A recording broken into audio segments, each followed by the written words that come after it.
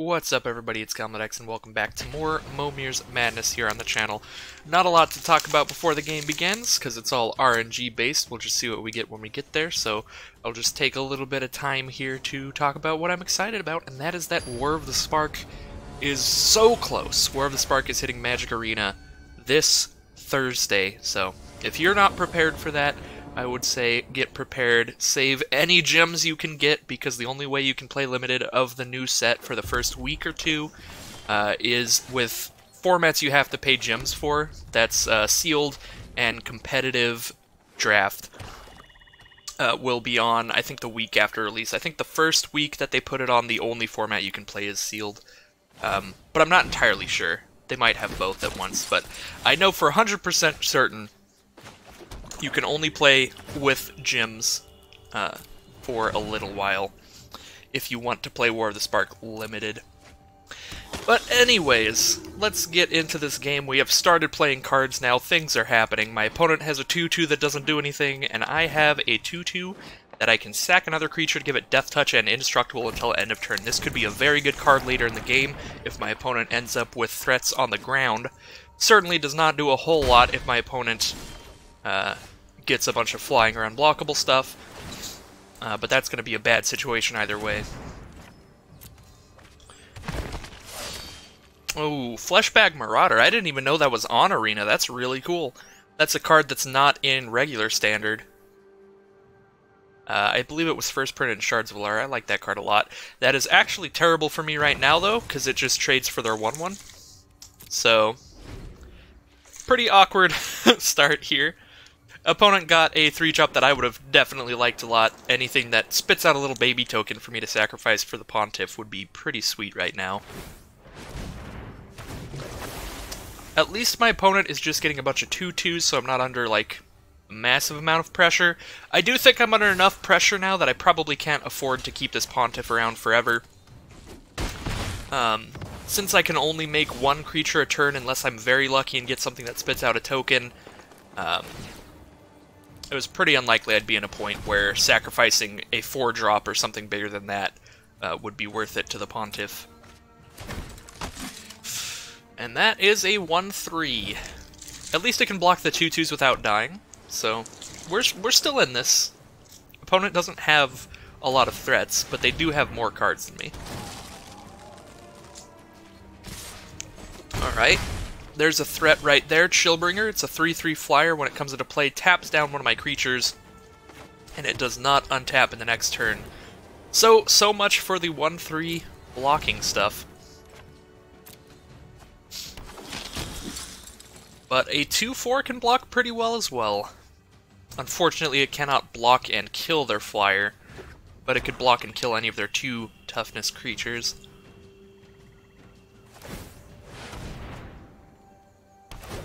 Opponent gets Izoni Thousand-Eyed. That is a 2/3 with an Undergrowth ability, and since they have no creatures in their graveyard, basically does nothing there. They can start sacrificing their creatures to gain life and draw cards, but that requires some mana payments, so I don't see it happening a lot. We're gonna go for a 6-drop here. Definitely would love to see one of the best ones, like Dream Eater. That's not bad. That stops all of their ground creatures from attacking, so now depending on what they get here, I could actually have blockers. If they just get a large ground threat that just trades for the worm, then I am safe for a little bit. But if they get another flyer or something, I'm in a pretty bad spot. Angler Turtle does put me in a terrible position. Now all of my creatures have to attack, and I'm at 7 life. So they can very easily just crack back for the kill. It also has hexproof, so even if I hit a Meteor Golem, I am dead here. I'm pretty sure there's no card on the entire platform that could save me right now, but I'll try anyway, and we'll see what happens. I'm going to play it main phase 2, just in case somehow it would be something with haste. Because if it's a haste creature, if it's like a 7/7 Flying Trample haste, I don't die if I play it main phase 2, because I can block their turtle and take 5. So That's why I'm doing it main phase 2 instead of main phase 1 here. But if it had haste and I played it main phase 1, I would just die.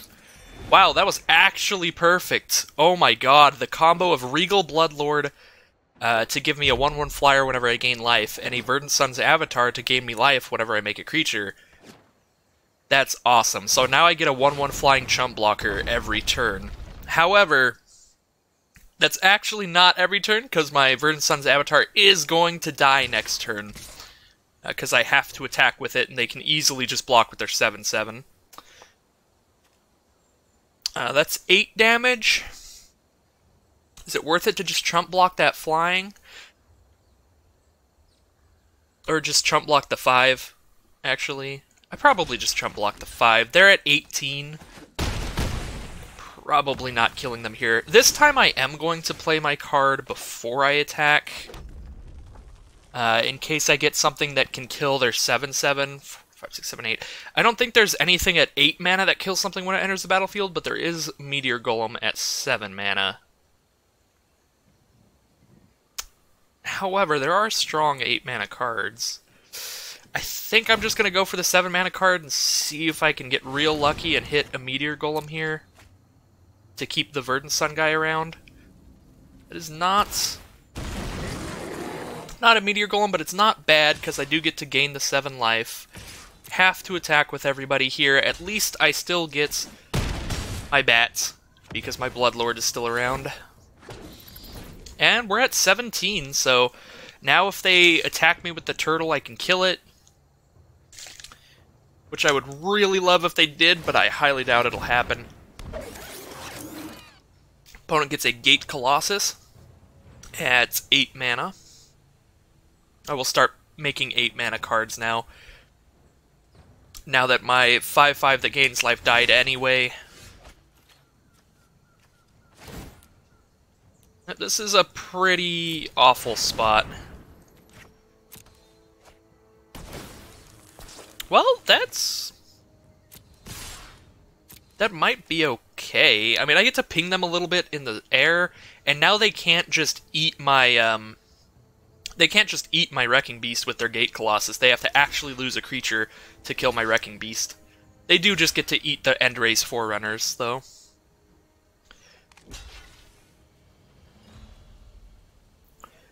Oh wow, they're trading their flyer for my bat as well. I like that. Oh, I guess they're not. Never mind. Never mind. Forget I said anything. So we've got 9 power against a 2/3 to 7/7. We're definitely killing the 7/7. Opponent goes down to 9. But they've still got quite an impressive field compared to mine, so this could still definitely go either way. I think they're still pretty highly favored with the Angler Turtle. Alright, so I guess, well, that is a very large hasty creature. 7, 8, 9, 10, 11, 12, that's 20 damage. I don't think I can survive. I can stop 4 more damage out of the 20. Actually, I can. So I go to 6 this way, and that's the best block I can do, because I can't block Gate Colossus with creatures with power 2 or less, which is all of my creatures.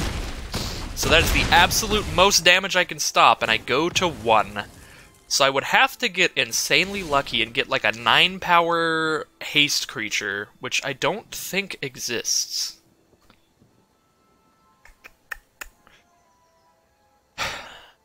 At 8 mana, there's Zatalpa, Polyarptor. I'm just thinking, I'm coming up with nothing at 8 mana. And 7 mana, there's a lot more cards, so I don't know if there's anything at 7.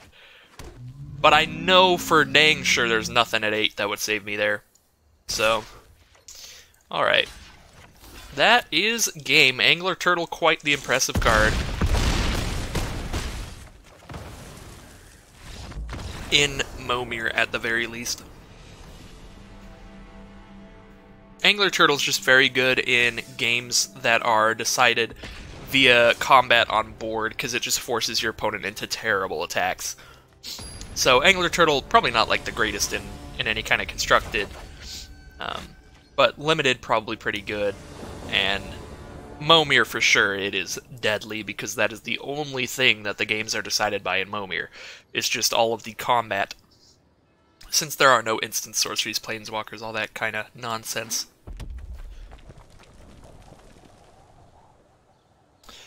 I don't believe Angler Turtle has ever been in a limited format, though, because I think Angler Turtle's an arena-exclusive card.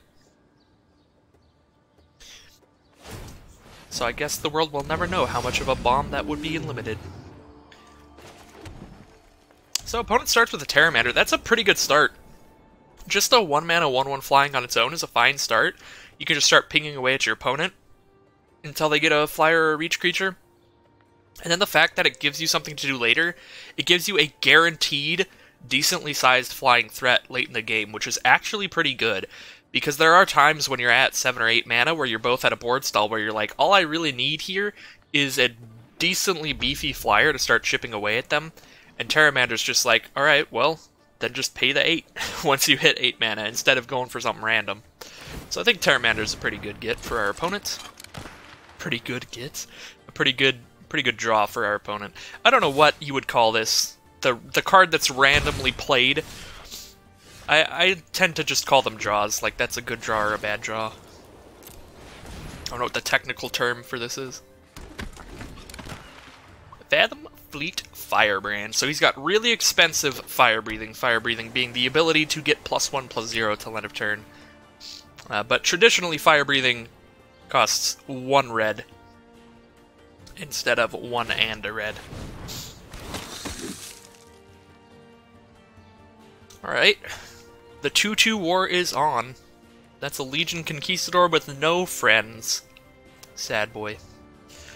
I would really love if they attacked with a Death Toucher. I doubt it's going to happen. But if they do, I'm absolutely trading. Looks like they're just poking me with Terramander. We're going into the next play. What do we got? Discard a forest because I have 1,000,000. Sky Knight Legionnaire, that is a bigger flyer than their flyer. Guess I just start poking them with that now. They're probably going to crack back with the Legion Conquistador. Might end up having to just trade with that, because I doubt they'll ever offer the 2/2 Death Touch to trade with just a 2/2. Just because it can trade so much better later in the game.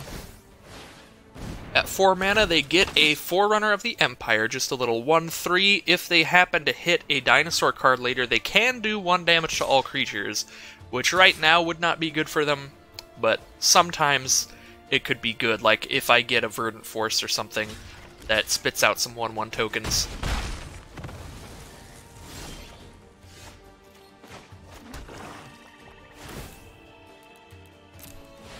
For mana, we get Volley Veteran. 1 damage, that's actually perfect. Get that little flyer out of there and stop worrying about it. If they do the attack with the Death Toucher, I will trade with my 4/2.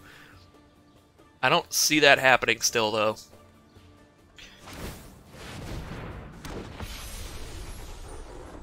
Well, their Terramander gets replaced with a Sarah Angel 4/4 Flying Vigilance. Classic card, has been around since Alpha. Very classic game ender. Pretty strong Angel. Let's see if we can get something with reach or flying, and we'll follow up Sarah Angel with Sarah Angel.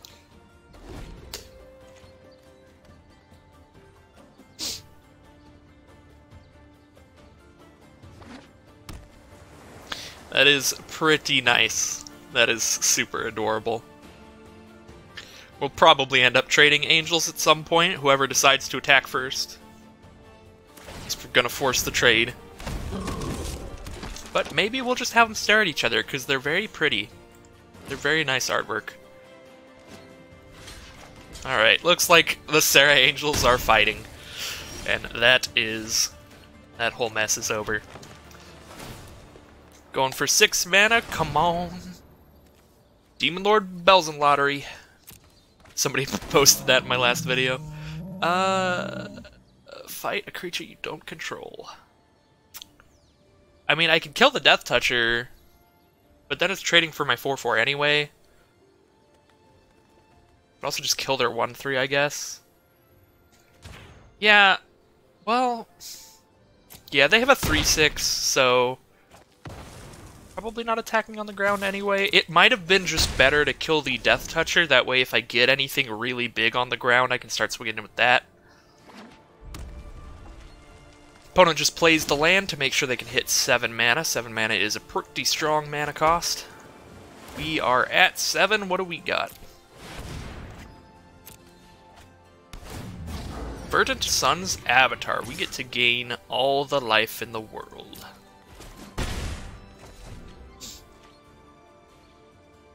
So, whenever a creature enters the battlefield under our control, we gain life equal to its toughness. I did not mention exactly what that card did last time.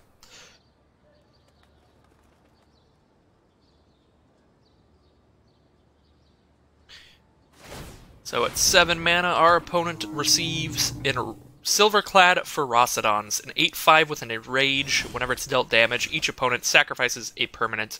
It looks like we are absolutely never attacking on the ground now. So we're just going to keep poking them with the, this thing, Sky Knight Legionnaire. I'm going to go for an 8-drop here. There's some pretty good ones. All the bad ones are just ground blockers, which is fine. And we did get a pretty good one, 4/5 flying. Gets in the air, which they have no protection for right now. Could just get in there with these little guys. If they do attack with the Ferocidons, I think I'm okay trading off the... Oh, okay, that's Wrecking Beast. I thought that was the one that buffs their whole field. That would have been terrifying. But yeah, if they attack with Ferocidons, I think I will trade something off for it, and I'll just sack a land and start playing 7-drops as well. 7-drops are not that much worse than 8-drops. They're pretty strong. And it looks like we just get the scoop from our opponent. A little bit preemptive there, but it was pretty unlikely that they would find an answer to the Flyers, so that is a fine scoop. But they did have one more turn to survive. Was only going to poke them for 6 that turn.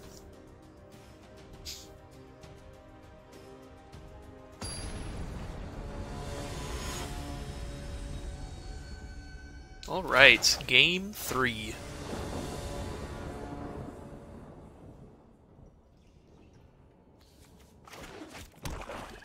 This is a lot of mountains, I like it.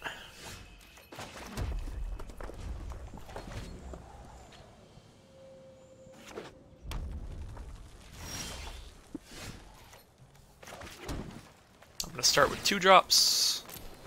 That's just what I like to do. What? Why am I choosing a color right now? Okay. Because whenever... Okay. Kind of weird. You don't even get to see what card is coming out when you choose the color. That is something they might want to fix up in the UI, because had I got a creature that says this has hexproof from a certain color, I might have wanted to say hexproof from black, because there's stuff like Ravenous Chupacabra and stuff like that. But since it's something that only matters when you're casting spells, it didn't really matter that I didn't know what was going on. So that's okay. Alright, we get a 2/2 Death Toucher. That 3/3 is kind of scary. I might want to just trade with that immediately. I feel like that's probably the wrong decision, though, because creatures are just going to keep getting bigger as the game goes on. There will definitely be something bigger to trade it for, like a 2/4 with the Death Touch. I would like to get their Death Toucher out of the way. That'd be a fair trade for us to both just not have to worry about Death Touch anymore. I'm going to go ahead and just not block here. We can save this to chump block something larger later, and we can save the Death Toucher to kill something larger later.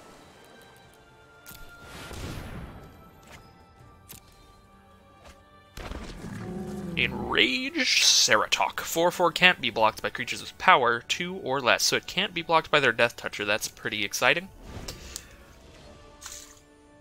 For now. Depends on what they get this turn.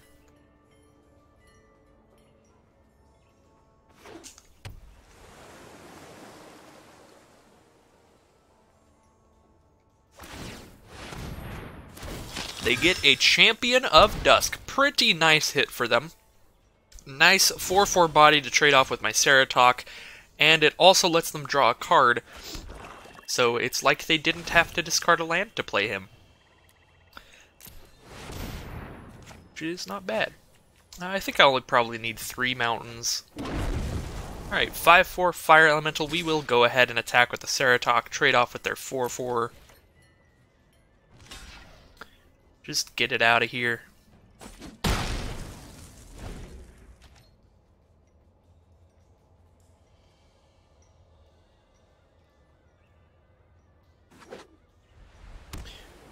Six mana, time for Demonlord Belzenlok's Happy Fun Time. That is a 4/3 flyer. Whenever it hits me, I have to discard a card. Whenever it hits me and I can't discard a card, they get to draw a card. So that's a very, very nice card that will keep me from hitting higher mana costs, because it's just going to make my hand empty. Like, it'll force me to skip turns if I want to make it to, like, 8 and 9 mana. So that's pretty brutal if I don't get a flyer right here. And this can fight that, so that's actually pretty perfect. So we're going to play that out, fight the flyer, and just not worry about that thing. I will go and attack with the Fire Elemental. The only way they can kill it is to block it with their Death Toucher, which gets the Death Toucher off this board, so I don't have to worry about it anymore. They are double blocking, I guess, to give me the option of not killing the Death Toucher. Just in case I want to leave their Death Toucher around, they'll give me the opportunity, but I do not. I have a 5/6 I would like to get in there.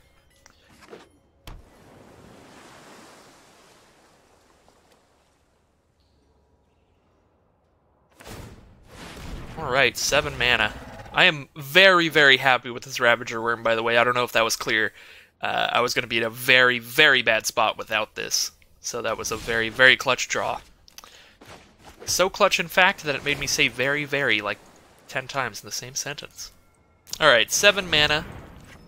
Opponent gets a Bludgeoning Brontodon. I get a Hatchery Spider, 5/7 reach. That's certainly a pretty good card. Mainly because of the reach, mainly because it's a really good blocker, but also 5/7, those are nothing to scoff at in terms of stats.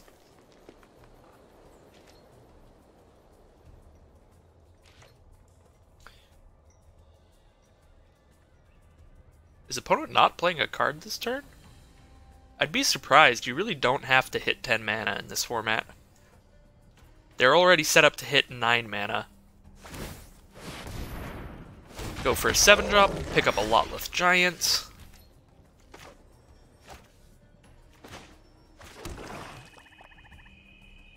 One, two, three, four, five, six, seven, 8.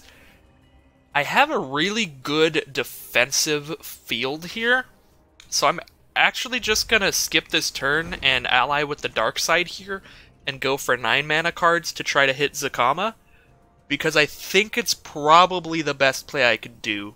33% chance at Zacama here seems really powerful. Opponent gets a Gate Colossus, which unfortunately I can't block with my Death Touchers. That's actually pretty good. So yeah, for those of you who don't know, Zacama is a very, very strong 9 mana card. Irritatingly strong to the point where I don't like that it's in the format, but it's also strong enough that I will still try to play it. Like, I'm not that much of a man of principle that I'm not gonna try to hit a really powerful card like Zacama just because it irritates me. So yeah, there is Zacama, and this is why it's so powerful. If you have 3 mountains, basically your opponent can't win the game, because now I can do 9 damage divided as I choose among my opponent's creatures every turn. So even if they hit their own Zacama, since I got Zacama before them, I can just do 9 damage to their Zacama. So pretty much, Zacama just locks your opponent out of the game, unless they get very, very lucky. So we'll have to see if they can do that. Opponent is going for 9 mana now,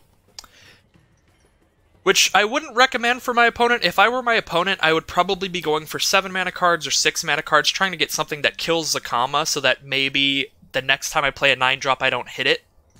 Because the 9 drops in the game are 7/5 hexproof, a 6/6 that returns a land from your grave, and Zacama. None of those would deal with my Zacama, because they only have 1 mountain. They would need 3 mountains to kill mine, so... Let's see. We're probably just going to do 9 damage this turn, so I'll just play this mountain out and pass. We're going to go ahead and do 3 to the border and 6 to the Brontodon.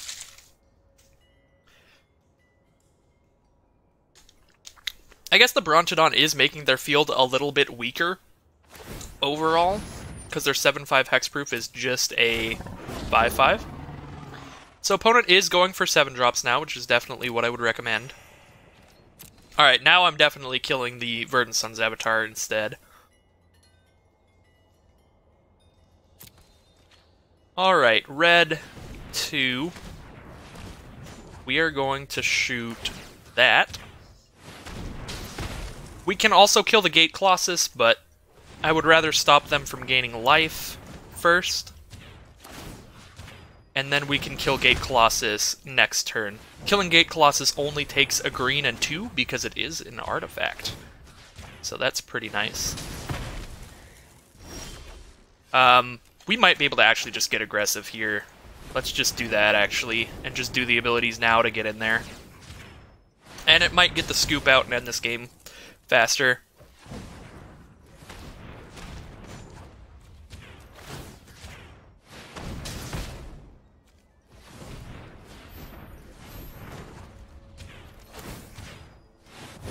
I guess we can't really attack here. We could just send in the Death Toucher first. So technically should have just waited till after they played this card to do that, but I thought maybe if I kill enough stuff we can get aggressive, but that thing's a 6/6, so can't, like, really.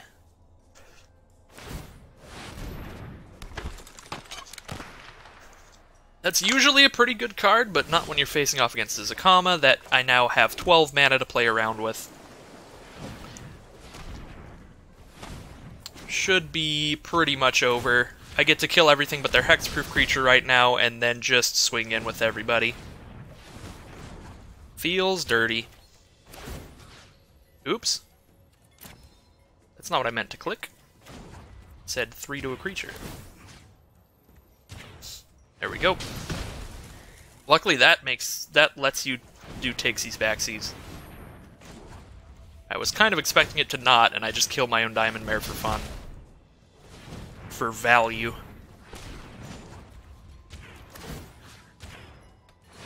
Alright, we are set for life. And that is how Zacama works.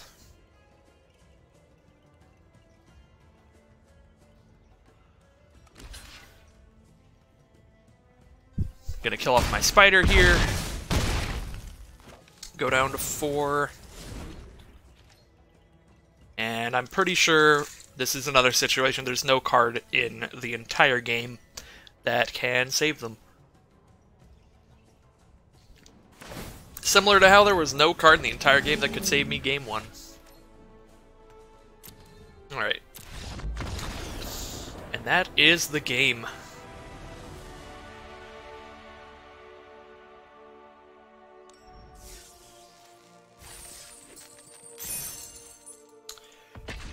Heading into Game 4, 2 wins and 1 loss at our belt, so it could all end right here if I lose, but if I win, this could go on for quite a while longer.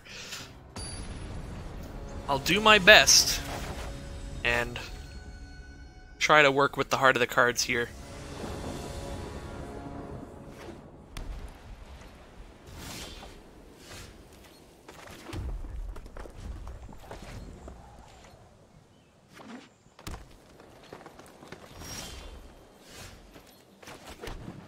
Starting off with 2 drops as always, as I do.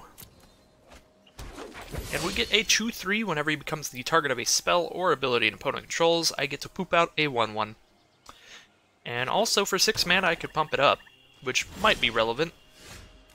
Probably not, but it gives me an excuse to skip 6 drops. If attacking with a 6/7 would be good that turn. So it just gives me an excuse to avoid Demonlord Belzenlok. But I miss him. Played so many events, I have not seen my buddy. So I don't really want to skip 6 drops. I want to give him the chance to show up. I keep speaking of Demonlord Belzenlok as like he who shall not be named or whatever, like the devil himself or something. Like, I just keep referring to him without saying what he does. So for anyone who doesn't know, I should probably say Demonlord Belzenlok is a 6/6 flying trample, and whenever he enters the battlefield under your control, you exile the top card of your library until you hit, I think, something with, like, convert a mana cost 3 or greater. Oh wait, no, you exile till you hit a non-land card, and then if it costs 4 or greater, you get to repeat the process, but since in Momir you don't have any non-land cards, he enters the battlefield and exiles your entire library, which makes you lose next turn due to drawing from an empty library. So opponent got a flyer, and it's a pretty good one. It's a 4/3 flyer. It has other abilities, but they're not relevant because they're only for casting spells. Pretty surprised they didn't just attack there.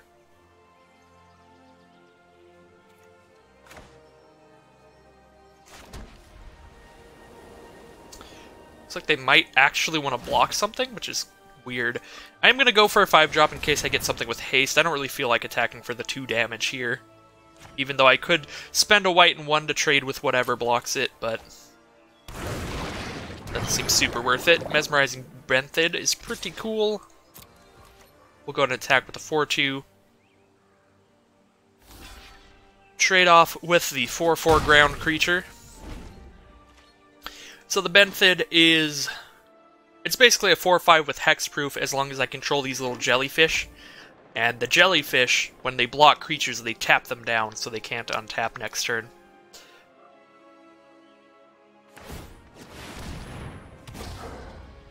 It's just a very good card defensively. This opponent got an Evra, which is a 4/4 lifelink, and they can pay 4 to exchange their life total with its power. That card has a lot of potential, but when the board is mucked up this much, it's probably not going to really do anything.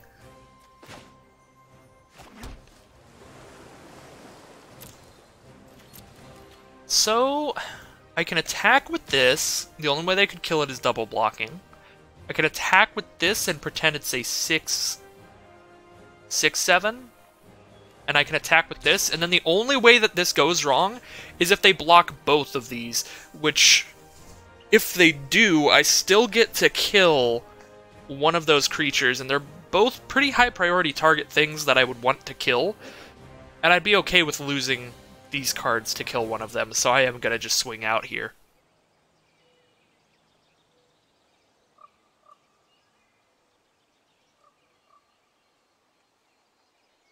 And this also opens up the possibility of them blocking very poorly. Like that? Okay. So I get to kill their dude, and all of my creatures survive. So, I mean, I wasn't insanely confident in that attack.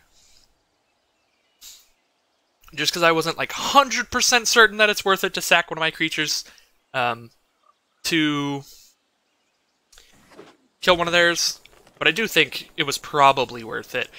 But the attack ended up better than I could have possibly imagined, so that's, I would say, worth it. They do get to gain a lot of life out of Evra here, but I can make her stay tapped down if they do that, which leaves them pretty vulnerable. Especially since they have to pay 4 mana to gain the extra life.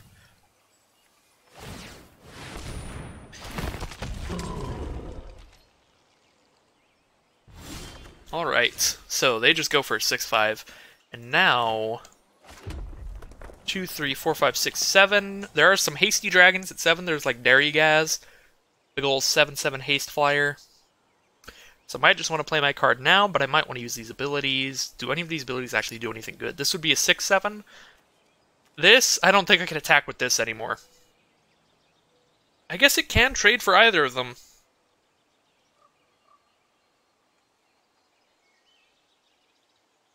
Yeah, I can't attack insanely well this turn.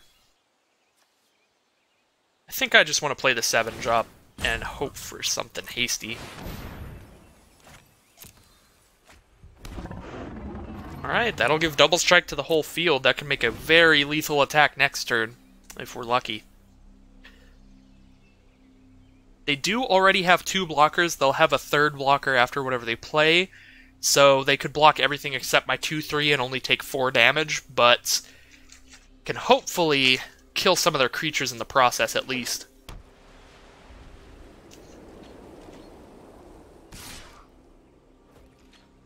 Interesting.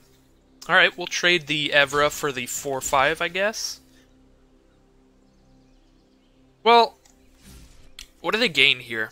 So they exchange their life total. Evra becomes an 8/4 and they're at 4 life, so they go to 12.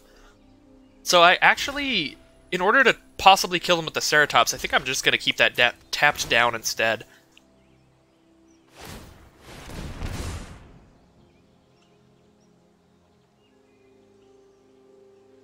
So now they go to 12, and they have an 8/4 lifelink.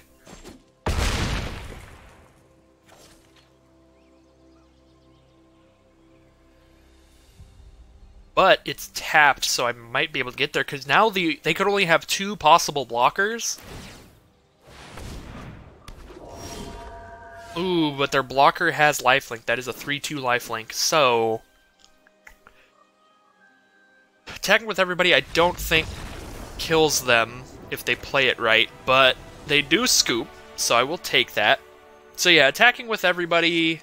oh wait, no, they have double strike, so the lifelink doesn't save them, but they could block in a way to take the damage from my 2/3 and the damage from my 3/3. That would be 4 + 6, that'd be 10 damage. They would still survive that turn, but with the Evra tapped down and basically my whole field surviving after that attack, I don't think there's much they could do to take that one back.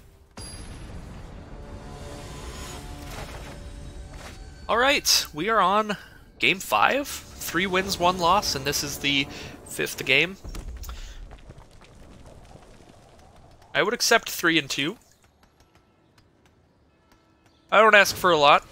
I'm only really salty or sad if I go... well, that's not true. Sometimes I get salty just because I get salty, but I'm only really sad if I go less than 3-2. 3-2 is a nice, average, decent record that I don't think you can be too unhappy about.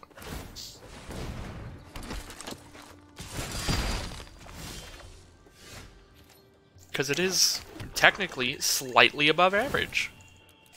So it means you're alright at this game. Or you got decently lucky. Which is more accurate for Momir, but still. I guess we'll just tap that. It's gonna untap anyway, so not much of a point there.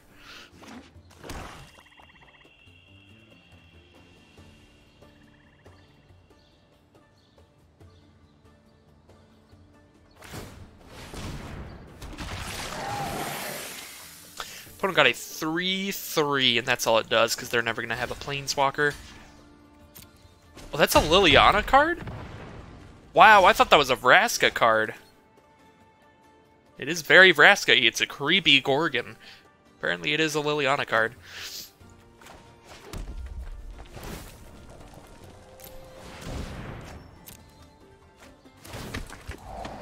Dimir Informant. I'm just gonna shove the island in the grave. Keep that mountain.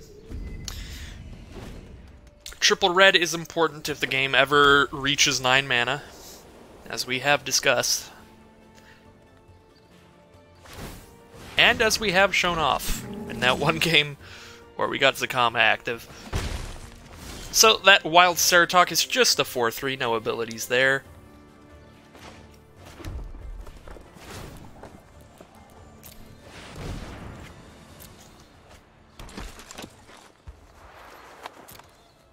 We are just getting eaten away by this Duskborn Sky Marcher. This little 1/1 flyer. Ooh, they're going in. Alright. 5/2 is such low toughness that I don't think that this is a bad trade at all to just get their creature off the board and not have to block as much stuff later. Lumbering Battlement. Any number of non-token creatures? Yeah, so that's just a 4/5 Vigilance, but that's still a 4/5 Vigilance, so I shouldn't say just a 4/5 Vigilance. A 4/5 Vigilance is pretty impressive on this board.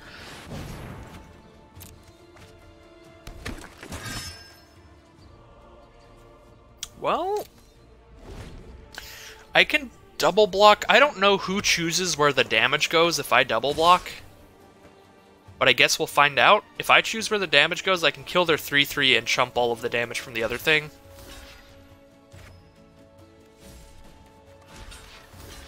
Let's find out. Let's do it for science. Oops. Meant to click block. Oh, nice. I choose. So yeah, we're going to kill the 3/3 with our 3/3. And now I have a 1/1 flyer to stop their 1/1 flyer, and hopefully at 6 mana I can get a decent enough creature to ally up with this 1/4 to kill their 4/5. We'll see.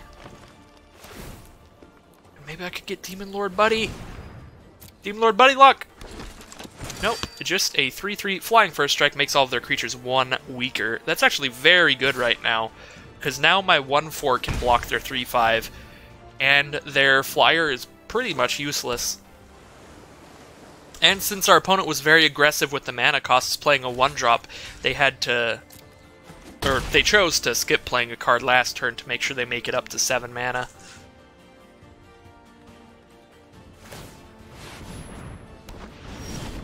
Wow, that's really bad. So this is a 2/7 flyer. Whenever anything with flying attacks, they get to draw a card.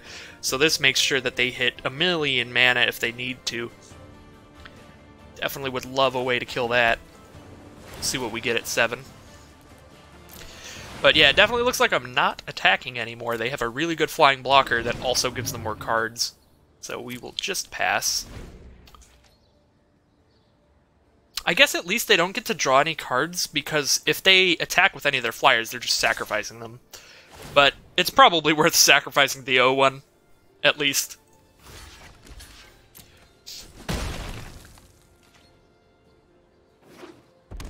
Just to hit 8 mana.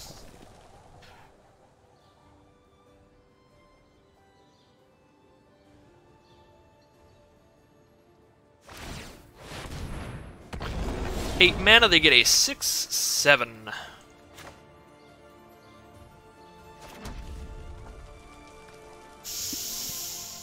How bad is that for me? What happens if they attack with that? I chump with my 1/4.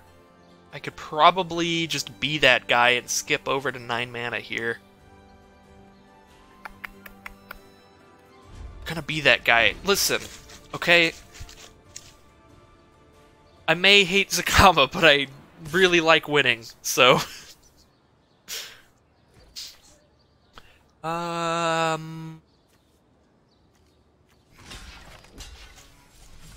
There.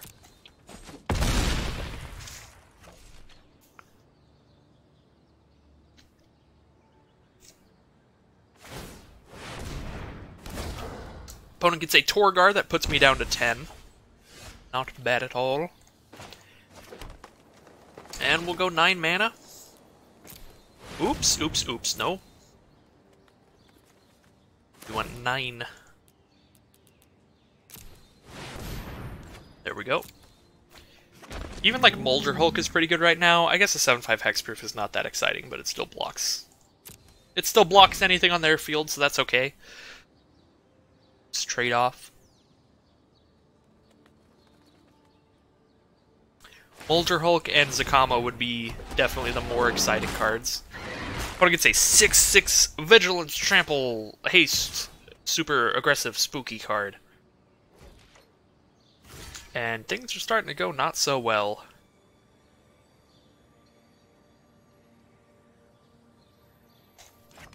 Do 7 there. 6 there. That lets them start attacking with their flyer, though. But I'm at 10. Like, I can't do much better than this.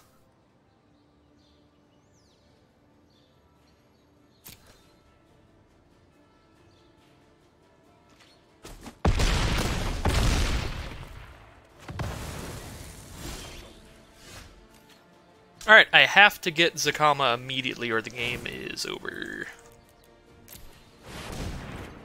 The problems with the Zacama lottery.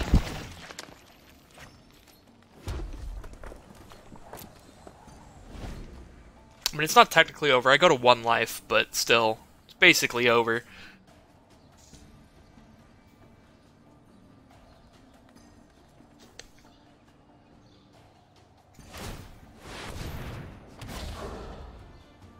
Please Torgar me. Okay. They were smart about it. That was the best possible card they could have hit for me. That just gives me another turn. God dang it. These little click boxes are so small. There we go. That is 9. Oh dear.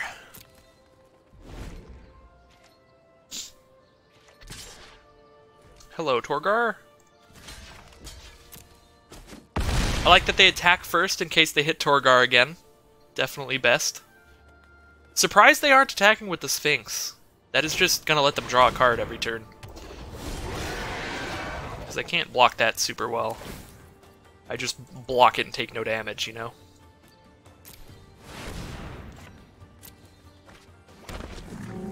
Good lord.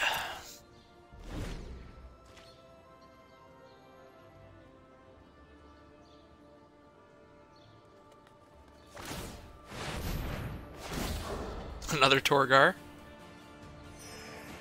Put me back to 10. I'll take it. We will trade one of our 7/5s for that.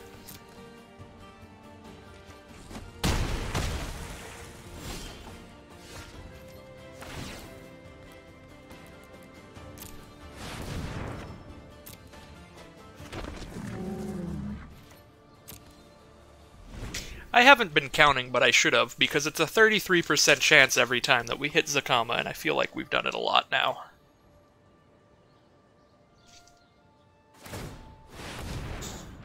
I have already survived far longer than I should have.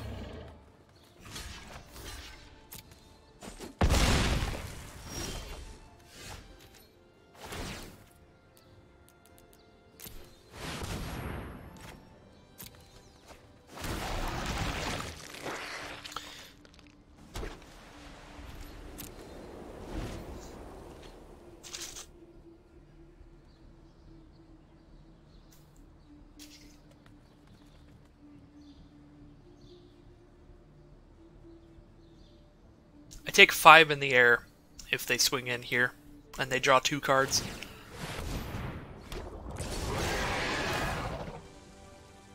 If they swing in with just that, I take 6. Alright, no blocks. I have one final turn to hit Zacama.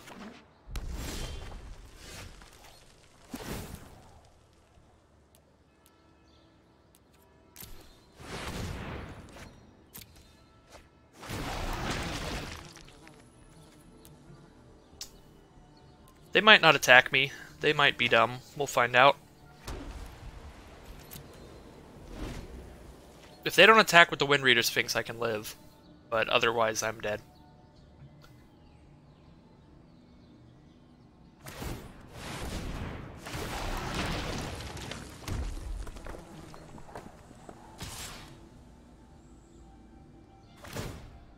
Wow. Okay, we have one final turn to hit Zacama.